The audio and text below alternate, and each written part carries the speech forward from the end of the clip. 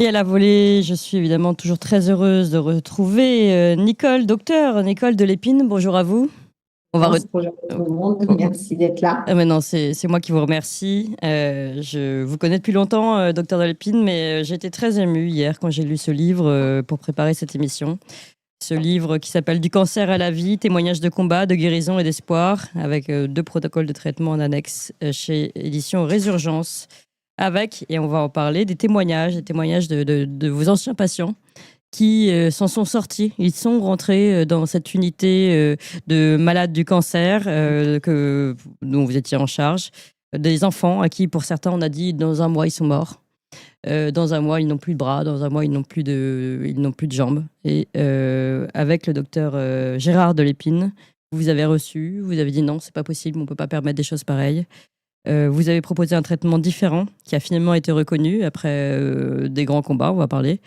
Et surtout, vous avez évité aussi, vous avez donc donné la vie, permis la vie à ces gens-là, l'espoir, donc la vie, et la vie qui était fermée, qui ne leur était pas autorisée. Et ensuite, le fait en plus de pouvoir garder leurs bras, leurs jambes.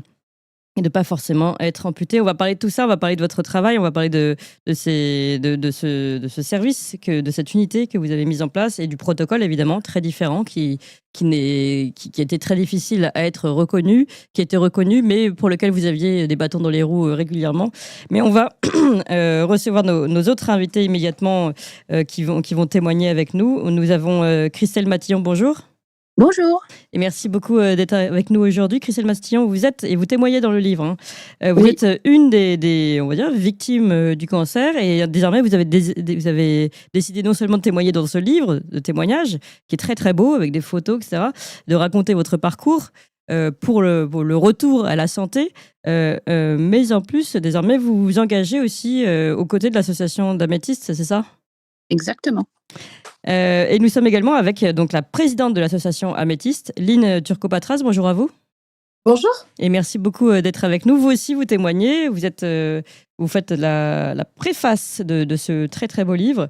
Et si je ne me trompe Et pas, je suis la maman. voilà, Voilà. de Salomé. De Salomé, Voilà. qui est le premier témoignage, qui est très très beau, avec des magnifiques photos. Le premier témoignage, et on va reparler du témoignage de Salomé, parce que bon, évidemment, je suis moi-même mère de famille, donc j'ai à peu près pleuré à tous les témoignages. Mais celui de Salomé en particulier, qui parle beaucoup de sa maman. Et on va parler évidemment du combat des parents aussi dans cet échange. Peut-être, avant de commencer, il faut rappeler tout de suite ce que c'est que l'association Améthyste, si vous voulez bien, Lynn Turcopatras.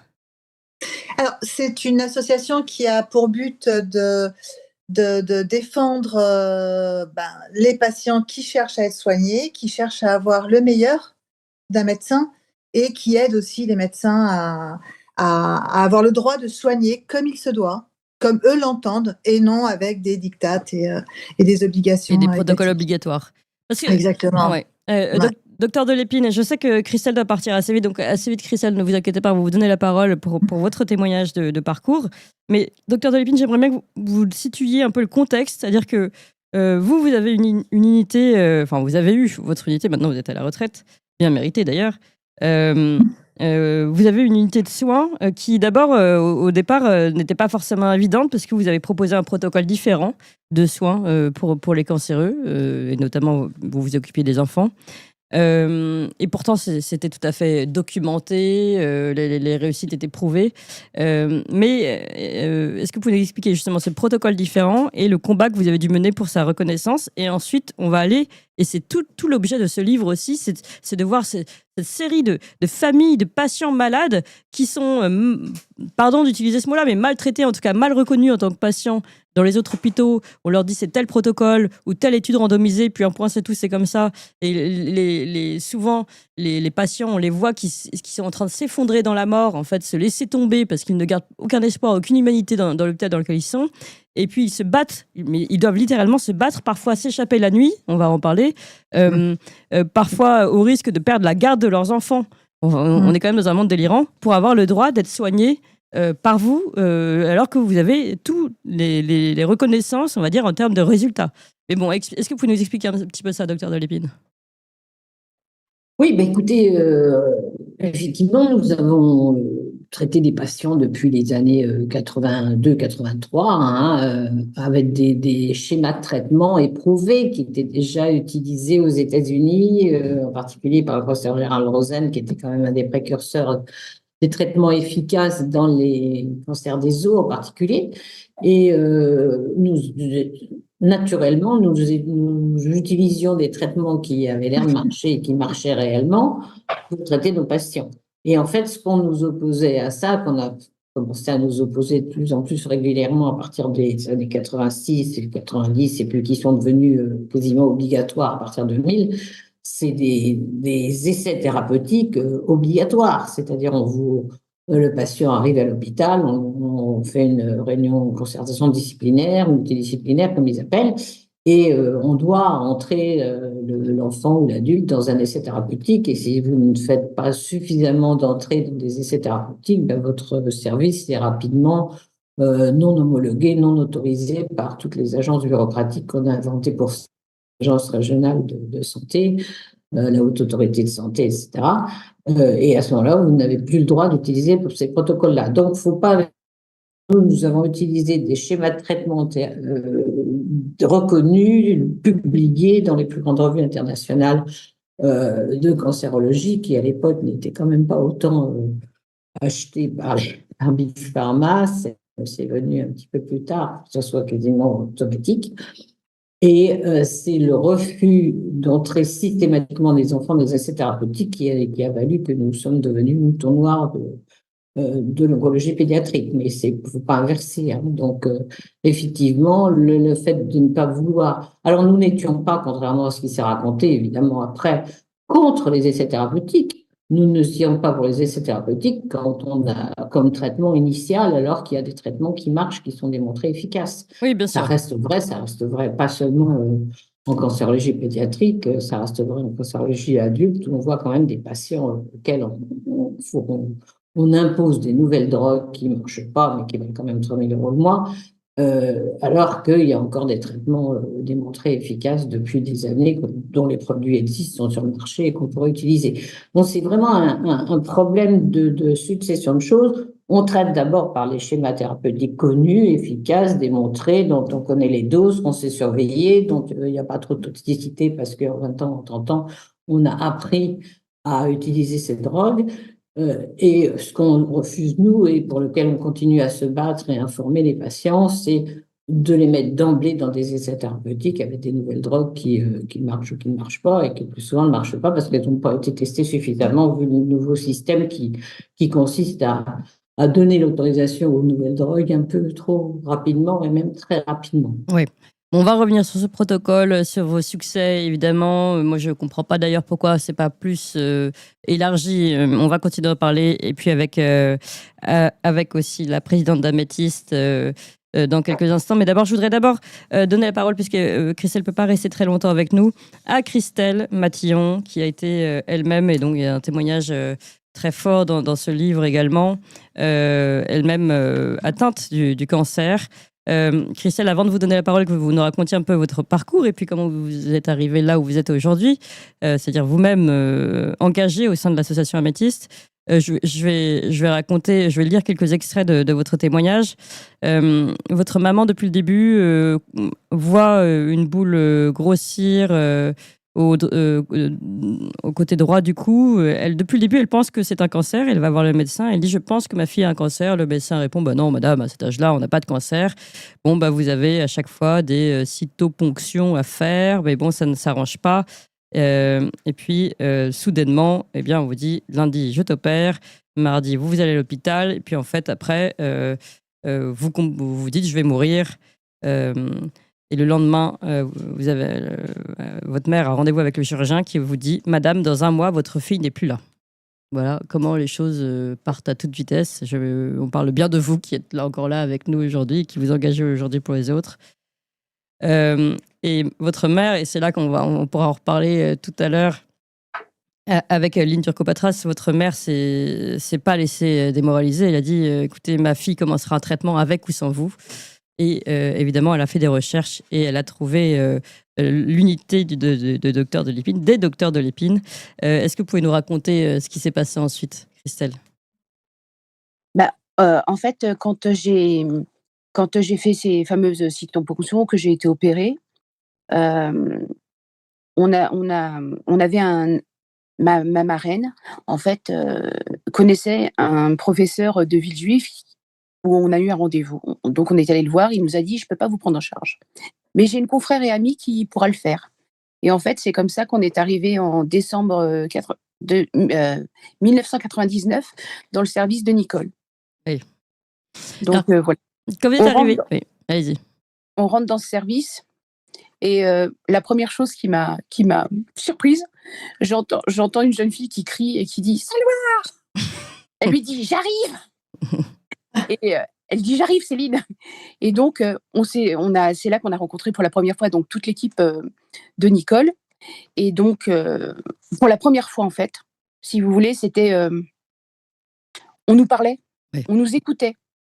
Parce que l'oncologue que j'avais avant en fait, j'aime bien dire ça mais en fait, elle nous prenait pour des potiches.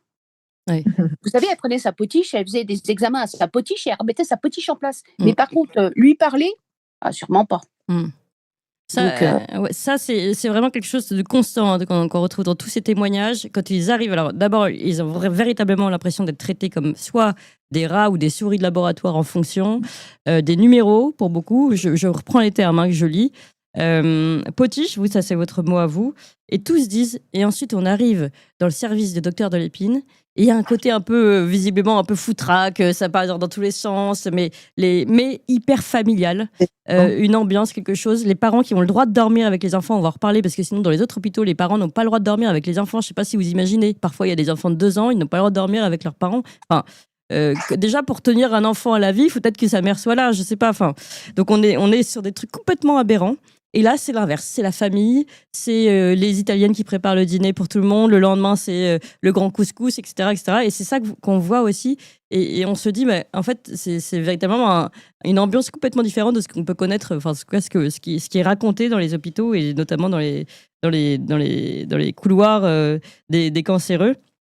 Donc, Christelle, vous avez retrouvé ça et ensuite vous vous êtes battue. Qu'est-ce qui a fait que c'est justement, est-ce que ce traitement-là avait mieux marché? Vous avez commencé un traitement avant vous ou pas? oui, j'ai commencé un traitement et en fait, j'ai eu plusieurs récidives. Oui. Donc tout simplement. Mais quand vous dites que, bah oui, les mamans, elles étaient là, elles préparaient à manger pour tout le monde, elles étaient, c'était un peu nos mamans à nous aussi. En fait, elles se Ouais. relayaient toutes, et c'était vraiment c'est très particulier et je pense que les gens auront du mal à comprendre le lien qui nous unit, mais encore aujourd'hui, avec, les patients qui ont fait des témoignages dans le livre, on a une relation, on est très, très soudés. Ouais. Donc Ouais, vous dites dans la vie dans le service était un peu particulière. On organisait beaucoup d'événements. Un après-midi, on organisait un grand goûter avec tout le monde, des familles, des patients, des médecins, des soignants. Tout le monde participait, tout le monde préparait ses repas. Il y en avait un qui avait distribué des bonbons. Et il y a un papa qui est arrivé, qui est sorti d'une chambre, qui dit: «Je veux tous les crocodiles rouges!» Parce que sa fille s'était enfin remise à manger les petits exactement, bonbons et elle ne mangeait plus depuis je sais pas combien de jours. Et d'un seul coup, du coup, il a pris tous les crocodiles rouges parce que c'est le seul truc que sa fille voulait bien manger depuis des jours et des jours. Donc, et voilà, exactement. c'était quelque chose que vous avez tous fêté ensemble. En fait, c'est ce qui fait, la particularité du service et on pourrait vous en raconter comme ça des tonnes et des tonnes. Ouais. C'est-à-dire que, on avait des événements comme ça, l'histoire des crocodiles, c'est pour ça que je l'ai mis dans mon témoignage, c'était vraiment, elles mangeaient pas. Puis tout d'un coup, on sait pas pourquoi, les crocodiles rouges. Ouais. Donc voilà. Et Christelle, aujourd'hui, vous faites quoi pour l'association Améthyste? En fait, on participe, aux événements de l'association Améthyste Oui, et donc pour puis, faire on a connaître cette association. voilà. Aujourd'hui, qui fait appel à cette association? Est-ce que c'est aussi d'autres parents qui sont désespérés, qui ne trouvent pas de solution et qui, comme avant, euh, comme on va en parler dans quelques instants, comme Lynn Turcopatras qui a cherché pour sa fille des renseignements et qui est tombée par hasard, on va dire, sur Internet, sur une information concernant le docteur de l'épine et son protocole. Est-ce que c'est ça? Est-ce qu'il y a beaucoup de gens qui cherchent d'autres solutions que celles qu'on leur propose dans les services dans lesquels ils sont? Bah, en fait, je vais vous dire, on n'a même pas le choix. On n'a même pas le choix parce que si on reste dans les services où on est et qu'on fait pas de recherche, bah, en fait, on fait ce qu'on nous demande et puis c'est tout. Ouais, Donc si vous voulez en fait, il faut se battre, hein. Même si on vous dit que c'est mal engagé, bah, il faut se battre. De toute ouais, manière, si on ne se bat pas, on n'a aucune chance de s'en sortir. ouais. C'est un combat perpétuel. Ouais. Et puis pour le service de Nicole, ça a été un combat aussi pour ne pas que le service ferme. Ça a Oui, été vous vraiment. le racontez aussi. Est-ce que vous comprenez pourquoi le service devait fermer? Ce qui s'est passé? Oh, je pense que en fait, ils voulaient pas accepter les traitements que Nicole faisait. Pourtant, c'est des traitements qui étaient éprouvés. Donc, Tout à je vois fait. pas en quoi ça dérangeait que le service de Nicole fasse des traitements vraiment. Alors, je vais le dire clairement, vraiment individualisés. Oui, Qui prenaient. Enfin voilà, je veux dire chaque enfant, même s'ils avaient le même traitement, n'avait pas forcément la même dose de médicaments. C'était adapté à l'enfant. oui, et Donc, ça c'est dingue, parce que c'est quelque chose qui arrive dans tous les témoignages quasiment aussi. Ils ont tous commencé dans un autre service, dans un autre hôpital, et puis on leur donne toujours après une dose quelconque de médicaments qui parfois les assomme, un protocole qui est beaucoup trop important. Leur corps réagit mal. Certains se voient mourir progressivement, perdent espoir, perdent l'envie de se battre. Et en fait, au moment d'arriver dans le service du docteur de l'épine, le protocole, la dose est beaucoup plus adaptée. Et en fait, à chaque enfant, et donc le corps réagit beaucoup mieux. Et on se demande, mais pourquoi on fait pas ça partout? Je comprends pas. Et puis même que ce soit pas que pour les cancers, en fait. Personne n'a le même corps. Donc, on a du mal à comprendre pourquoi on ne fait pas attention, pourquoi il n'y a pas un retour. Je ne sais pas si Christelle voulait dire un dernier mot avant qu'on vous laisse. Et puis même, moi, ce que je voulais, voilà, ce que je voulais dire, c'est que, en fait, Nicole, elle avait toute une équipe avec elle. Et donc, toute l'équipe, même Nicole, tout le monde était à l'écoute. Quand ça allait pas, on pouvait très bien aller frapper dans le bureau de Nicole pour lui dire que ça allait pas. Ouais. C'est très, enfin, ce que je veux vous expliquer, c'est que c'était un service très particulier et c'est pour ça qu'on est là et qu'on est vivant Ouais. aujourd'hui. Ouais, parce que je rappelle, Christelle, vous êtes la personne à qui on avait promis un mois de vie quand vous C'est ça. étiez toute petite. Bah, en fait, j'avais 17 ans. Ouais. J'avais 17 ans et quand j'ai été opérée, quand ma maman a eu le rendez-vous, le chirurgien lui a dit: «De toute manière, dans un mois, votre fille, elle est plus là». Mmh. Bah, alors je suis comme la mauvaise herbe, hein, parce que je suis toujours là. Mmh. Et Cette plus année, je vais fêter. résistante que jamais, oui. C'est ça, et je vais fêter mes 51 ans grâce à Nicole et à Gérard. Bon, bah voilà, bravo, docteur de l'épine. Et puis merci à vous, Christelle Matillon, pour ce témoignage. Et merci de continuer de témoigner, de faire parler non seulement de cette association, mais de ce qui est possible de faire et de donner l'espoir. C'est aussi le but de ce livre, docteur de l'épine, vous le mettez en introduction, de donner l'espoir à toutes ces personnes qui sont atteintes du cancer. Et on peut se battre, on doit se battre et on doit chercher aussi d'autres solutions si celle que vous avez ne vous correspond pas. Alors, merci encore Christelle Matillon. Je me tourne vers Lynn Turcopatras, donc présidente de l'association Améthyste, mais avant d'être présidente, maman. Et c'est comme ça d'ailleurs qu'elle a rencontré docteur de l'épine. Lynn Turcopatras, vous racontez un peu votre histoire et puis Salomé la raconte très très bien. C'est un témoignage très touchant. C'est d'ailleurs le premier témoignage du livre. Je vais vous demander de raconter tout simplement son histoire, peut-être, et puis je rajouterai quelques extraits que j'ai notés qui sont très forts de son témoignage. Alors, nous, c'est comme 99% des témoignages. Là, vous n'en avez qu'une partie, vous avez 20 témoignages dans ce livre, mais si vraiment vous voulez aller chercher, il y a tous les enfants que Gérard et Nicole ont sauvés quand même, il y en a beaucoup, beaucoup plus. Oui, je me suis retrouvée avec une poupée qui, à l'âge de 15 ans, on vous annonce du jour au lendemain qu'elle a un cancer, que la tumeur fait déjà 26 cm, que c'est une catastrophe, qu'elle va mourir, qu'elle en a pour 3 mois, que c'est terminé. Bon. On rentre la gamine à l'hôpital et au bout de 2 mois, ça a commencé, les psys qui passent dans la chambre. Et donc je vais voir ma fille, elle me dit: «Maman, ils viennent me demander ce que je veux faire avant de partir. Ouais. Et mon rêve avant de pouvoir mourir».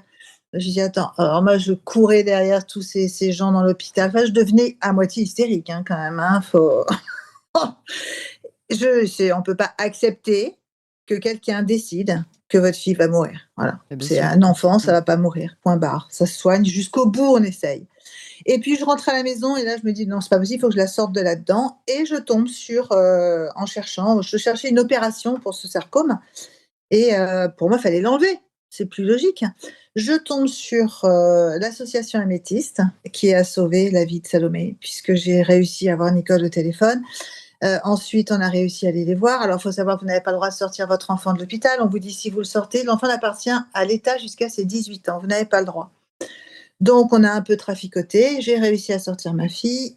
On va chez Nicole et Gérard, qui m'attendaient de pied ferme, qui l'attendaient de pied ferme, et qui, en 10 minutes de rendez-vous, ont décidé, tout le monde, moi, mon mari et Salomé, qui a dit: «Maman, c'est la première fois qu'on me touche, en fait». Oui, oui, c'est ce qu'elle raconte, c'est terrible. Hein. Elle dit, pour la première fois, Nicole et Gérard m'ont ausculté physiquement, je veux dire. Ils ont pris ma température, ils ont touché mon bras. Des actes banals, direz-vous, mais c'était la première fois depuis le 9 février 2015, c'est-à-dire depuis la déclaration de la maladie. Tout à Elle n'avait fait. pas été auscultée une fois, pas une seule fois, on l'avait regardée, consultée Non. comme une... Non, la seule chose qu'ils ont faite, c'est qu'ils l'ont pesée le jour d'entrée à l'hôpital. Oui. C'est quand même fort. Bon, bref, là-dessus, Gérard dit: «Bon, écoute, moi, je vais t'opérer, je sais comment on peut faire». Et là, Gérard est rentré en ligne et il l'a opéré tout de suite derrière. Il lui a fait parce qu'on n'avait pas le droit d'avoir un os, on avait le droit à rien, parce qu'elle n'avait pas le droit d'être opérée. C'était interdit. C'est-à-dire, elle n'avait pas le droit Personne d'être opérée. Ah non, puisque ce n'est pas l'État qui avait décidé qu'elle devait être opérée, donc elle n'avait pas le droit d'être opérée. Personne n'avait le droit d'opérer Salomé. Mais elle a quand même été opérée. Vous avez dû être hors la loi. Un médecin a pris le risque. Ah ben, on a été hors la loi, bien sûr.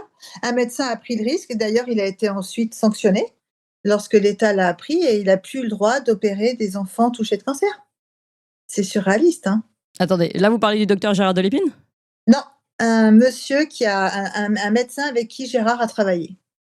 Il n'a plus le droit Il n'a plus le droit d'opérer des enfants touchés de cancer. Alors qu'il l'a sauvé. Alors qu'il a sauvé ma fille, avec Gérard, bien sûr. Oui. Et là-dessus, on commence les chimios. Alors ça a été joyeux, c'est-à-dire que Nicole était en connexion avec certains médecins qu'elle connaissait, avec qui elle avait encore des relations dans les hôpitaux, puisque tout le monde était quand même en admiration devant Nicole, tous les médecins de l'époque. Hein. Et donc on commence les chimios dans des conditions un peu compliquées. On est obligé de se cacher dans les hôpitaux. Il ne faut pas qu'on montre les Pardon, dossiers. la chimio, vous la faites toucher dans le service de docteur Delépine ? Pas du tout. Non, pas du tout. Non, ça avait fermé déjà. Le service de Nicole avait fermé. Il avait été fermé. Donc, on était dans des hôpitaux. On trouvait des petites places pour Salomé à droite, une petite place à gauche. Il ne fallait pas qu'on dise qu'elle était là avec le protocole de Nicole Delépine. On se cachait. On cachait les dossiers. Oh là là là là, quelle horreur. Ouais, la contrebande pour la vie. Ouais, tout à fait. C'est ça. Voilà, on se cache pour vivre. Ça rappelle quelque chose quand même. Hein. Et un jour, un médecin arrive, celui qui s'occupait d'elle, un ami de Nicole, arrive et il me dit: «Bon, écoutez, on a un problème, là, il faut qu'on s'en aille vite. Je suis renvoyée parce que j'utilise le protocole de Nicole Delépine, il faut qu'on s'en aille». Voilà, il débranche Salomé et on sort tous. Allô Nicole, qu'est-ce qu'on fait ? Nicole nous retrouve à un autre endroit où on va pouvoir me prendre pour une chimio. Après, là, on ne pourra pas rester plus longtemps parce que le directeur de la clinique va se faire rattraper. Donc après, on change d'hôpital dans une autre. J'ai réussi à t'attraper une chimio là, à tel endroit, vas-y vite. C'est surréaliste quand même. On est dans les années 2000 en France. C'est quand même surréaliste. Non, mais c'est... Et j'ai ma gamine que je travaille à droite, à gauche. Entre deux, on va voir Nicole qui... Aujourd'hui, j'en rigole hein, parce que Salomé est sauvée, qu'elle court comme un lapin, qu'elle fait sa life et que tout va très bien. Mais sur le moment, franchement, on se demande où on est quand même. On se demande vraiment qui est au règne de tout ça. Quoi. C'est pas possible. C'est impossible.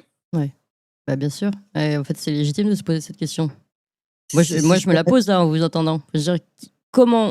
je veux dire, c'est soi-disant un système de soins pour la santé, pour la vie. On sauve son enfant. Vous voulez sauver votre enfant. Il y a des cas qui vont beaucoup plus loin. On a, je crois, sur l'association, Nicole vous l'expliquera peut-être mieux, on a sur l'association, je crois qu'il y avait un gamin qui avait été sauvé en Espagne, parce qu'en France, c'était plus possible, il lui a annoncé la mort. C'était après la fermeture d'Améthyste aussi. Hein. Et ce gamin, les parents lui ont sauvé la vie donc en Espagne. Et je crois qu'en France, la DAS a voulu lui retirer le gamin. Ça j'en ai un là dans le témoignage. Attendez, je vais vous le retrouver. Le nom. Non, je crois qu'il y en a eu d'autres. Oui, il y en a eu d'autres. C'est Sarah. Le risque de se faire retirer la garde parce qu'ils ont voulu faire soigner selon le protocole du docteur Delépine. Et donc, on leur a dit, si vous faites ça, si vous quittez l'hôpital, vous perdez la garde de votre enfant. Oui, mais moi aussi, on me l'avait dit. On m'avait dit, si vous quittez l'hôpital, vous perdez la garde, et puis vous n'allez pas aller chez les fous, c'est une sorcière.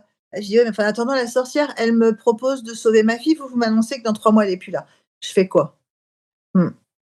Ouais. Ben, le médecin m'a répondu, moi, si c'est mon cas, j'emmène mes enfants aux États-Unis. Ah, mais super. D'ailleurs, oui, il y a des réactions, je ne vais pas condamner les médecins, mais il y a des réactions assez étonnantes des médecins à chaque fois du premier service qui disent bon, ça va, tu peux vivre sans bras, Jamel Debbouze l'a C'est très ça. bien fait, ou ce Ça, genre de ben, ça choses-là. jamais, c'est ce qu'on lui avait dit. Ben, écoute, on va te couper le bras, mais jamais Jamel Debbouze, il a bien vécu sans bras. Oui, oui, oui, bon. C'est un manque de tact, on va dire d'humanité surtout, assez terrible. Et ça, c'est vraiment quelque chose qui Il n'y a ressort. plus d'humanité. Ouais. On a l'impression, quand vous rentrez aujourd'hui face aux blouses blanches, on a l'impression d'arriver face à des robots. Ils ont été robotisés. Ils ont fait des études, on a l'impression, dans un centre spécialisé où on leur a retiré l'humanité, les vrais outils de travail, et on leur a dit c'est comme ça, c'est pas autrement, et vous faites comme ça. Donc, quand on rencontre Nicole et Gérard, qui ont de l'humanité, qui aiment les enfants et qui se battent pour la vie, tant qu'il y a de la vie, il y a de l'espoir, eh ben, moi, je signe. Oui, et, en fait, on a tous envie de signer. Donc, docteur Delépine, vous avez entendu quelques témoignages autour de que vous connaissez déjà, évidemment, autour de ces difficultés des patients d'être entendus et ensuite de pouvoir vous rejoindre. Elle est toujours libre et toujours prête à vous aider, toujours prête à n'importe quelle heure du jour ou de la nuit. Il y a une question. C'est son métier. Elle est là. Et c'est son cœur qui parle, et elle est là, et elle est toujours en train d'aider quelqu'un, tout le temps. Mais je sais, encore maintenant. Oui. Mais je sais, ça doit être gênant pour vous, docteur Delépine, parce qu'on dit beaucoup de bien de vous. Mais bon, malgré tout, il faut le dire. Parce que c'est pas seulement moi, je veux dire, c'est toute une équipe. Hein, je veux dire, Salwa, Barbara, tous ces gens qui étaient d'ailleurs complètement formés, qui étaient là depuis 29-30 ans avec notre équipe et qui étaient parfaitement prêtes à continuer. Hein. Je veux dire, le service a été fermé de façon tout à fait abusive en disant Delépine s'en va, c'est fini. Ben non, Barbara, Salwa et d'autres étaient là et tout à fait capables et compétentes. Alors pourquoi ils ont voulu fermer ce service? Ben oui. Et alors, qu'est-ce qu'il y a de particulier? Il y a quelqu'un qui a dit un mot majeur, c'est individualisation. Et évidemment, au-delà de la gentillesse que peuvent avoir des soignants dans des conditions normales, ce qui est déjà pas mal, et qui compte quand même pour la guérison, bien sûr. Il y a la technique, et la technique, c'est l'individualisation. C'est qu'effectivement, Lynn, elle ne va pas avoir besoin de la même dose que moi si on a le même cancer, parce qu'on n'a pas le même âge, on n'est pas fabriqué pareil, notre foie ne fonctionne pas pareil. Donc, il faut individualiser. Mais qu'est-ce qui gêne tant de ça dans l'individualisation? Mais attendez, juste, pardon, docteur Delépine, allons un tout petit peu. Attendez. Personnel. Oui, docteur Delépine, juste un instant sur le... Vous m'entendez ou pas? Sur l'individualisation, quel traitement vous proposez finalement? C'est la chimio aussi? Est-ce que c'est autre chose? Est-ce que vous avez un traitement particulier? Dans les tumeurs solides, dans les cancers solides, déjà, il y a une chose majeure, c'est la chirurgie. Hein. La chirurgie, comme disait notre maître Rosen, qui était chimiothérapeute comme moi. Et la chirurgie, mais la bonne chirurgie fait par des gens qui savent opérer des cancers, c'est-à-dire qui passent au-delà de la tumeur sans couper de dents. Bon, ça, c'est de la technique, mais c'est quand même capital. Il faut être opéré et bien opéré. Et puis à ça s'ajoutent ou non des traitements par chimiothérapie. Il se trouvait, par exemple, dans les cancers des os, effectivement, ça fait la différence. La bonne chirurgie ne suffit pas à guérir 100% des cancers. Donc, la bonne chimiothérapie ajoutée à la bonne chirurgie, ça peut vous guérir les gens, évidemment. Mais cette bonne chimiothérapie, c'est pas seulement le type de drogue qui varie selon le type de cancer. Hein. Dans les lignes, ça va être, je sais pas, l'endos de sang, comme drogue principale, par exemple, dans l'ostéosarcome, ça va être le méthotrexate, ajouté à d'autres drogues. C'est ce qu'on va en faire. Donc, effectivement, il va falloir trouver à chaque patient la dose qui est efficace et la dose qui n'est pas toxique pour lui. Et c'est ça qui est capital, c'est de pouvoir adapter les doses. Mais comment vous pouvez adapter les doses si vous n'avez pas une surveillance 24 heures sur 24 avec des médecins dévoués qui comprennent ce qu'ils font, qui sont capables à 2 heures du matin de diminuer une perfusion ou au contraire de l'augmenter, qui sont capables d'avoir un pharmacien dans le même temps qui veut bien doser tout, enfin le sodium, etc., le potassium, le iono, mais aussi éventuellement le médicament injecté. Vous voyez, c'est beaucoup de monde. Il faut beaucoup de monde. Et évidemment, les infirmières qui sont capables de prélever, y compris à 2 heures du matin quand on a besoin, l'aide-soignante qui va aller le tube, etc. Enfin, c'est tout un relais de personnes qui faisait que dans les hôpitaux, on pouvait traiter les patients. Ce qui n'est effectivement manifestement plus le cas. Donc, si vous voulez, bon, il y a tout le côté humain, évidemment, qui est capital, hein, pour qu'on puisse supporter, parce que c'est lourd pour le patient aussi, qu'à 2 heures du matin, on lui change ta perf, on le prélève, etc. Mais c'est ça qui fait la différence quand même de l'efficacité des traitements, de leur non-toxicité. Parce qu'on vous dit, ah, tel médicament, c'est très toxique. Bon, moi, j'ai eu une expérience récente, non, il y a 2-3 ans maintenant, mais enfin, longtemps après que mon service ne fut fermé, de 2 patients qui étaient dans 2 villes différentes, même âge à peu près, et qui avaient un osteosarcome, donc, auxquels on proposait une bonne dose, entre autres, de méthotrexate, c'était bien. Mais comme disait tout à l'heure Lynn, je crois, ou Christelle, à dose fixe, hein, c'est-à-dire tout le monde pareil, 12 grammes mètre carré, alors que justement, il y en a un qui a peut-être besoin de 14 grammes mètre carré et l'autre seulement 9, parce que sinon on allait lui filer 101. Et manifestement, selon les 2 hôpitaux dont je ne veux pas citer les villes, ben, il y en a manifestement une équipe qui quand même savait à peu près surveiller ce type de médicaments parce qu'ils en voyaient beaucoup. Et puis un autre hôpital où manifestement, par l'habitude, au bout de 3 cures, on vous dit ah ben c'est fini, non, il ne tolère pas le méthotrexate. Vous parlez, quand ils racontent comment ils avaient fait la cure, Oui, forcément, c'était pas moralité, il n'a pas eu tolérable. droit. Il n'a pas eu droit à ce médicament fondamental parmi d'autres, quand même. Mais enfin, bon, bah, ça s'est mal terminé pour celui qui était dans un service où on ne savait pas s'occuper de ça et où il n'y avait pas le personnel qu'il fallait. C'est quand même un problème de moyens, hein. Alors, moi, les moyens, je peux vous dire que pour la santé, on les a, hein, parce qu'on fait toujours 13 ou 14% du PIB. Sauf que, comme je sais pas, il y a tout un jour, il y a je sais pas quelles urgences de province qui ont fermé. Oui. Et les gens qui commentaient sur Twitter disaient ah, mais il n'y avait qu'un urgentiste pour le week-end, donc ils ont fermé. Je vous signale que dans notre hôpital, tout de même, disait cette personne qui a rapporté ce fait, il y a 10 directeurs. Ah oui, c'est ça. Le problème de l'hôpital, c'est celui-là, c'est qu'il y a 10 directeurs et un médecin, une soignante dans le meilleur des cas, et puis voilà.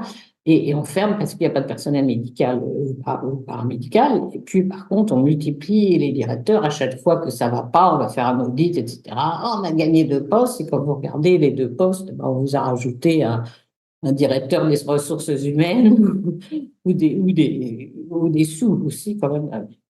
Donc, c'est ça qui est important, c'est de comprendre qu'il faut, pour faire des bons traitements, il y a des schémas de traitement, hein, je dis bien parce qu'il faut différencier du mot protocole qui a été malheureusement utilisé pour parler d'essais thérapeutiques ou d'études randomisées avec des mots qui faisaient moins peur aux gens, donc on peut appeler ça protocole. Mais il y a des schémas de traitement éprouvés dans chaque type de cancer qu'il faut adapter à chaque patient. Plus longtemps, moins longtemps, etc. Mais pour ça, il faut des médecins qui soient formés, qui acceptent de passer du temps, des soignants, des infirmières, etc., qui aient le temps de passer voir les patients et de discuter avec eux pour essayer de comprendre pourquoi ils ne tolèrent pas tel médicament. Des fois, c'est parce qu'en général, on rajoute, hein. Par exemple, le méthotrexate, c'est bien connu qu'à chaque fois que vous donnez un antiémétique, quelque chose pour ne pas vomir en plus, on le tolère encore moins bien. Il ne faut pas le donner. Mais alors que ça ne fait pas vomir dans l'absolu si on ne donne rien, si on ne donne pas justement ces fameux antiémétiques avec. Mais il faut en avoir l'habitude, c'est pas sorcier, c'est pas intelligent, c'est simplement de la connaissance et du temps à passer. Ouais. Et vraiment, c'est le problème, c'est majeur, c'est qu'il faut remettre les soignants au lit du malade, Bah oui. au lieu de les mettre dans des agences X et variées. Oui. Il faut remettre les médecins au lit du malade, qu'ils écoutent les malades, parce que déjà, ça fait partie, comme tous les patients vous le diront, de la guérison, mais la guérison fait partie aussi du bon usage des médicaments et de la chirurgie, qu'il faut savoir faire aussi. Là aussi, il faut que les chirurgiens qui ont envie, par exemple, de faire la chirurgie conservatrice, et même en France, il y en a beaucoup. C'est qu'elles aient le droit. Et qui voudraient bien. Sauf que soit on leur interdit, soit on leur dit, ah ben non, la prothèse interne qui va remplacer le fémur, le tibia, c'est trop cher, on ne veut plus. Là, on n'a pas le budget, alors il faut amputer parce qu'on n'a pas le budget, hein. Comme on dit toujours, il ne faut pas aller dans les hôpitaux en fin d'année, parce qu'en prostate, par exemple, pour un cancer de prostate, vous êtes sûr qu'on va vous enlever votre prostate, mais par contre, pour la chirurgie conservatrice, il vaut mieux pas aller en fin d'année parce que le budget prothèse est épuisé dans les hôpitaux publics. Non, non, mais je veux dire, tout ça, c'est tragique, Ah oui. c'est très au-delà de l'humanité qui est évidemment la base d'un traitement. Mais comment voulez-vous qu'il y ait une humanité quand les gens qui travaillent là sont bien conscients de tout ça? Et quand vous regardez maintenant, quand même, peut-être il y a 20 ans, c'était moins clair, mais maintenant, tout le monde sait très bien qu'il n'y a pas assez de personnel dans les hôpitaux, que les gens sont maltraités, que les patients sont maltraités, mais que les soignants sont maltraités. Et tout ça, pourquoi? Parce qu'on a robotisé, suppression. effectivement, les gens n'ont plus le droit de penser, il faut qu'ils appliquent des traitements automatiques. Comme ils n'ont plus le droit de penser, bah, ils ne sont pas bien, et ils font un déni et ils deviennent odieux. Tout le monde, d'où les suicides. Les suicides chez les internes en médecine, il y en a beaucoup quand même, hein. C'est quand même tout à fait. invraisemblable, quoi. Et alors, ça aussi, je disais un jour, bah, c'est toujours été comme ça. C'est pas vrai. Je profite pour le dire aux jeunes médecins. Non, c'est pas vrai. Il dit, c'est pas parce que vous êtes interne d'internat qu'on doit vous traiter mal. C'est pas vrai, c'était pas comme ça. Bon, c'était dur à notre époque parce qu'on travaillait, je sais pas, 60 heures, 70 heures par semaine, mais c'était pas dur au point de vue humain. On était entourés par nos anciens. C'était pas le, bon, je dis pas, il y a peut-être du harcèlement quelque part, mais enfin, c'était pas du tout automatique. Donc, vraiment, il faut revenir effectivement à remettre le personnel de soins au lit des malades, couper la bureaucratie, et du coup, ça repermettra à l'humanité de revenir parmi nous. On espère, surtout que, a priori... les récits des patients sont épouvantables, quoi. Alors, j'ai beaucoup de questions. Hier, je sais pas, un tweet d'hier, on disait maintenant, les patients, ils ont 11 secondes pour expliquer au médecin en vie. En 11 secondes, ça va, c'est grotesque, autant pas y aller, quoi. Ouais. J'ai beaucoup de questions ici dans le chat, et après on pourra peut-être revenir aux témoignages et notamment le fait qu'il faut véritablement se battre pour avoir le droit d'être soigné par vous ou par d'autres services. On a aussi on a Orlan qui raconte, hein, par exemple, que voilà, le directeur de l'établissement de l'établissement médical a fait plusieurs refus, donc elle a dû être traitée à domicile pendant 21 mois.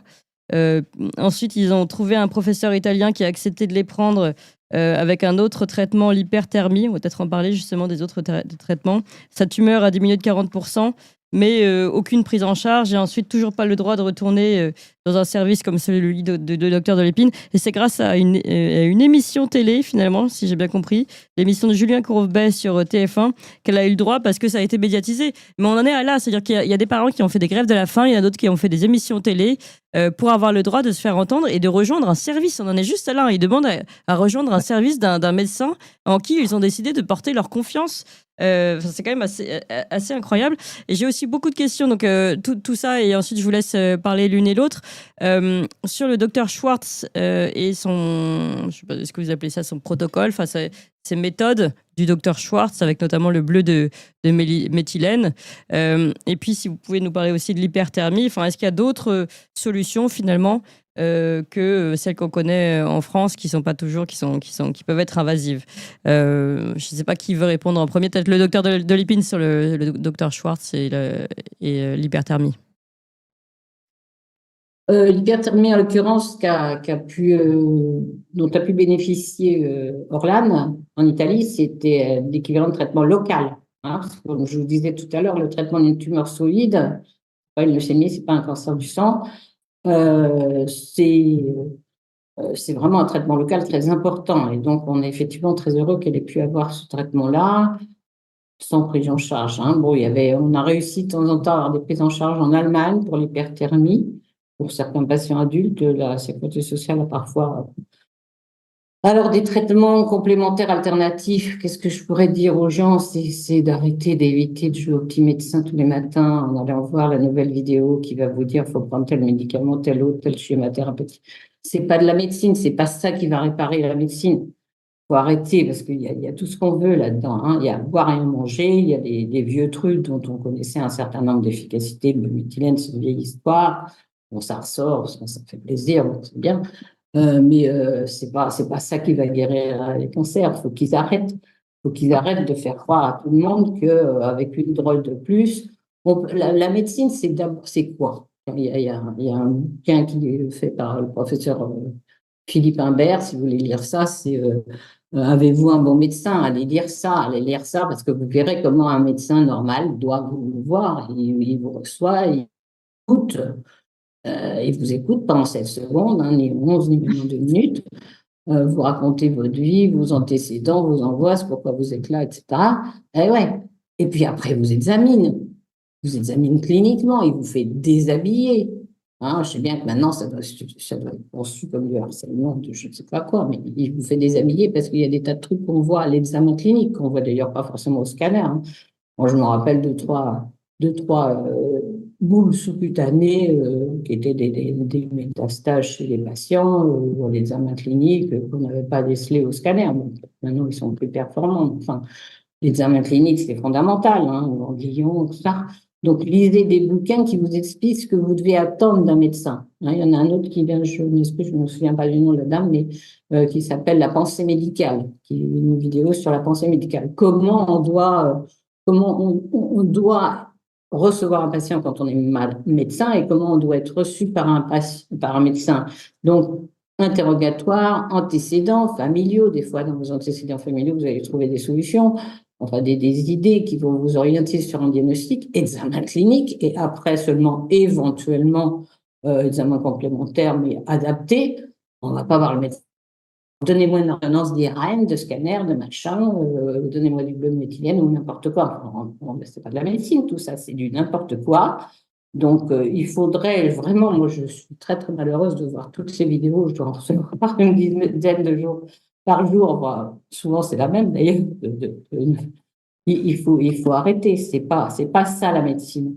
Mais vous pouvez comprendre, docteur Delépine, que face à peut-être justement une médecine qui a été un peu dévoyée, qui sert des intérêts, comme on a l'habitude de le dire, Big Pharma, les intérêts financiers, etc., et qu'on n'a pas forcément confiance dans des protocoles qui n'ont pas l'air de soigner, ou alors qui sont surdosés, etc., que certains se disent, bon, je vais peut-être chercher par moi-même et je vais trouver un remède, et puis revenons au remède de grand-mère. Enfin, on peut comprendre la réaction, au moins. On peut comprendre la réaction, absolument. C'est pour ça que je trouve qu'elle est excessivement dangereuse, que nous, médecins, ou etc., nous livrions à ce genre Oui. de pseudo-médecine alternative pour faire croire que. Et vraiment, c'est dangereux. Mais vous savez, la nature a horreur du vide, hein, à partir du moment où les médecins, et c'est la responsabilité grave de la médecine allopathique, appris à l'université, etc., qui a trahi, et tous les gens qui n'avaient pas compris avant depuis 2000 avec les cancers ont compris avec le Covid. Donc, on va dire, je sais pas, 8 sur 10 de médecins allopathiques ont trahi, donc les gens, à juste raison, n'ont plus confiance. Mais la nature a horreur du vide, c'est pas parce que les médecins allopathiques ont trahi que de l'autre côté, dans les médecines alternatives, vous n'avez pas à avoir tendance c'est quand même au charlatanisme, entre guillemets, quoi. C'est quand même un énorme business, hein, la médecine alternative aussi. Oui, donc il faut faire attention. Déjà en 2011, quand j'avais écrit Je parle la presse cachée des médicaments, j'avais regardé à l'époque déjà l'augmentation faramineuse du business de la médecine alternative avec telle crème, tel machin, tel truc qu'il faut que vous preniez, il faut arrêter, il faut essayer de voir des vrais médecins. Ça existe encore. Ou même des soignants, mais qui croient pas qu'ils vont faire le miracle parce qu'ils vont donner une bague à tout le monde la même et puis que ça va marcher et puis que vous allez plus avoir de cancer. Il faut arrêter, quoi. Faut arrêter de cette espèce de mise en condition de pseudo-alternatif. C'est pas ça la médecine. Un malade, ça s'examine et on donne pas. Ça s'examine, ça s'interroge par avance, ça s'examine ensuite. Oui. Ensuite, on fait 1 ou 2 examens complémentaires s'il y en a besoin. Hein, ça peut être une prise de sang, ça peut être n'importe quoi. Mais il faut avoir des vrais médecins, et ça existe encore un petit peu. Et Mais en tout cas, c'est pas en cherchant sur Internet n'importe comment que vous allez pouvoir Oui, oui. aider les gens. Pour les aider, il faut mieux essayer de les envoyer éventuellement. Oui, pour un certain nombre, on était obligé pour l'amputation, un petit peu trop facile maintenant, parce que, encore une fois, parce que les gens sont plus habitués, parce que pour faire une amputation, ça va prendre 2, 3 heures. Pour faire une chirurgie conservatrice, ça peut prendre 10 heures, ça dépend. Et ben, si vous imposez à votre directeur d'hôpital des opérations qui durent 10 heures avec le personnel qu'il faut avoir la penseuse, il faut avoir les compresses, il faut avoir tout ça, ça coûte plus cher, plus la prothèse qu'il va falloir payer. Donc, on va vite orienter les jeunes chirurgiens vers les amputations parce que, en plus, à moins de risques médico-légal, parce que là aussi, à partir du moment où vous faites une chirurgie conservatrice, vous avez quand même un risque d'infection. Bon, sur l'amputation, vous avez éventuellement le moignon qui va s'infecter, mais ça va pas aller très loin. Donc, tout fait pour que la bonne médecine soit oubliée. Mais si vous voulez, on est quand même particulièrement grave dans le totalitarisme médical en France. Et des fois, il suffit quand même de passer une frontière pas trop lointaine pour avoir un autre avis, une autre prise en charge Oui. possible. Alors, c'est effectivement, ça va sélectionner les gens qui vont pouvoir le faire. Mais vraiment, effectivement, il faut avoir un autre avis. Bon, des fois, on ne peut pas faire autrement. On m'a montré un dossier hier pour une dame qui a fait une amputation avec toute son histoire, tout ce qu'elle a eu avant. Peut-être qu'on ne peut pas faire autre chose. Mais bon, des gamins aussi, comme puisqu'Aline a parlé de sa fille, on en parlait, on dit d'emblée, ah bah, faut enlever le bras. Ça va, quoi. Faut arrêter, faut demander un autre avis. Et même en France, on arrive à avoir d'autres. Oui, oui. Oui, mais c'est quand même un sacré combat. Oui. Et voilà, mais c'est à ça que nous on sert pour l'instant essentiellement avec l'association Améthyste, d'ailleurs, Oui. c'est à répondre aux nombreux coups de fil Oui. de patients un peu perdus. Soit on leur dit, bah non, vous êtes bien pris en charge, faut pas exagérer, il y a encore des gens bien pris en charge, y compris dans les hôpitaux français. C'est souvent un peu discret, ceux qui les prennent bien en charge parce qu'ils veulent pas trop avoir de problème avec. Oui. Il y a quand même un problème. Il y a un problème, Nicole, c'est que les enfants de moins de 18 ans n'ont pas le droit. Les parents n'ont pas le droit d'aller chercher un deuxième avis. Ça, c'est là où ça se complique quand même. Oui. Mais il faut qu'ils le fassent quand même, ils le font quand même, et puis éventuellement, effectivement, on les envoie à l'étranger, en Espagne, pour la chirurgie. Bon, j'ai parlé de ce petit enfant de 4 ans et demi qui a été si heureux d'avoir opéré. C'était une des premières prothèses de croissance chez le tout petit qui mettait. Et bon, après, on l'a soigné, elle a fait la chimio, etc. Avec tous les ennuis possibles avec la chimio, c'est pas toujours simple. Et bon, bah, il est devenu grand adulte et il a voulu absolument faire chirurgie. Il est passé dans la case vétérinaire avant parce qu'à Naples, il n'avait pas réussi à rentrer là-bas de médecine, mais il voulait absolument faire médecine et il a fini par faire chirurgie orthopédique et maintenant chirurgie orthopédique oncologique. Bon, bah, ça c'est beau.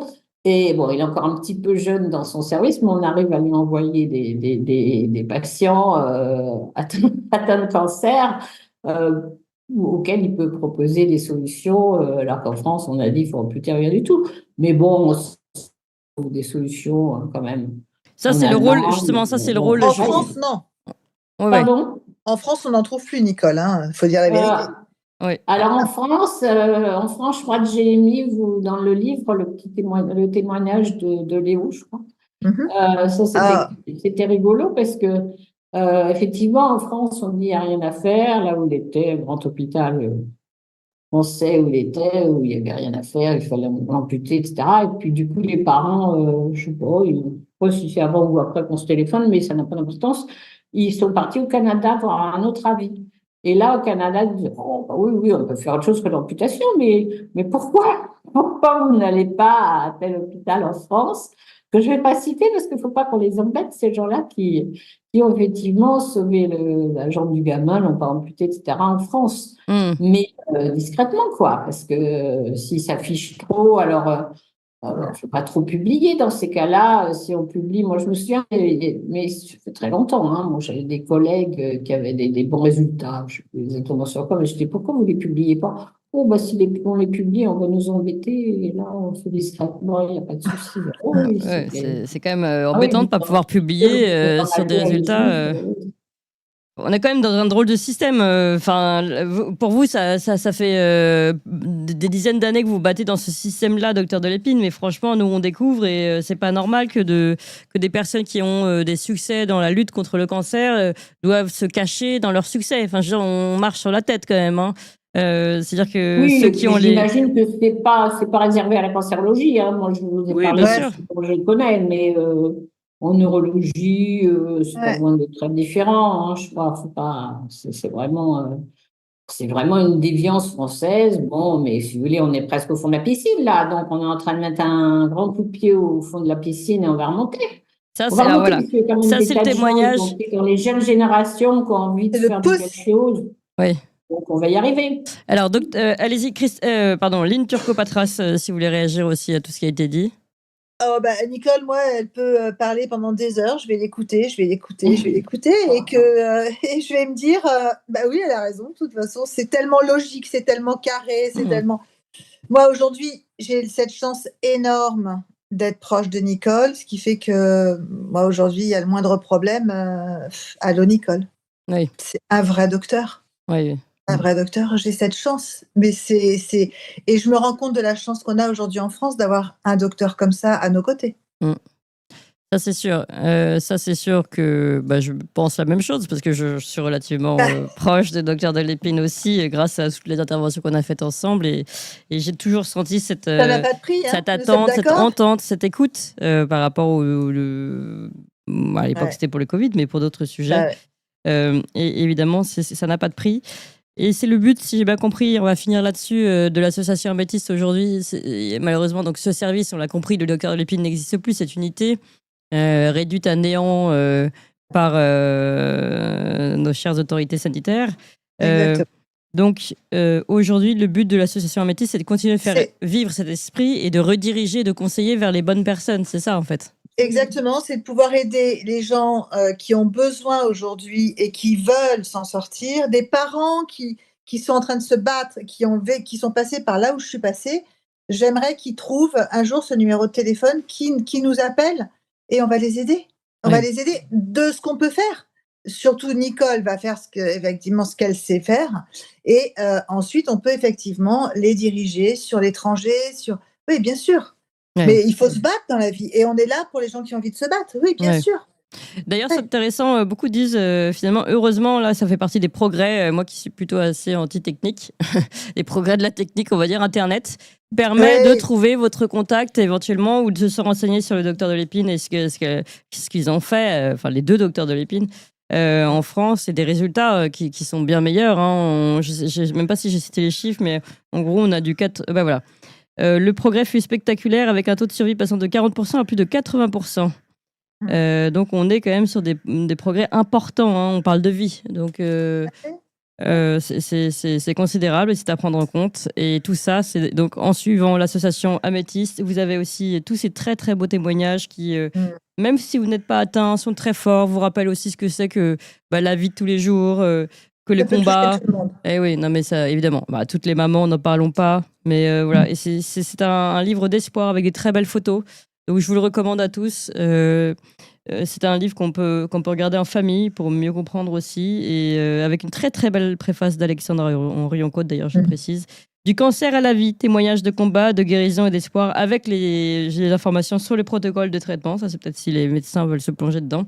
Et c'est aux éditions Résurgence. Merci beaucoup au docteur Delépine, évidemment. Merci encore, docteur Delépine, d'abord pour tout ce que vous avez fait et pour votre présence aujourd'hui. Et merci à vous, Lynn Turcot-Patras, présidente de cette association Améthyste et donc maman de Salomé, on l'a compris. Magnifique maman, hein, parce que les témoignages est forts. Maman qui était avec les enfants à la maison, qui fait le dîner, qui rentre dormir avec sa fille à côté du lit pour être là tout le temps avec elle. Et là, on se dit que c'est beau quand même, une maman. Merci beaucoup à vous tous et je vous souhaite une très très bonne journée. Merci beaucoup, Clémence. Merci, chers auditeurs. Vous pouvez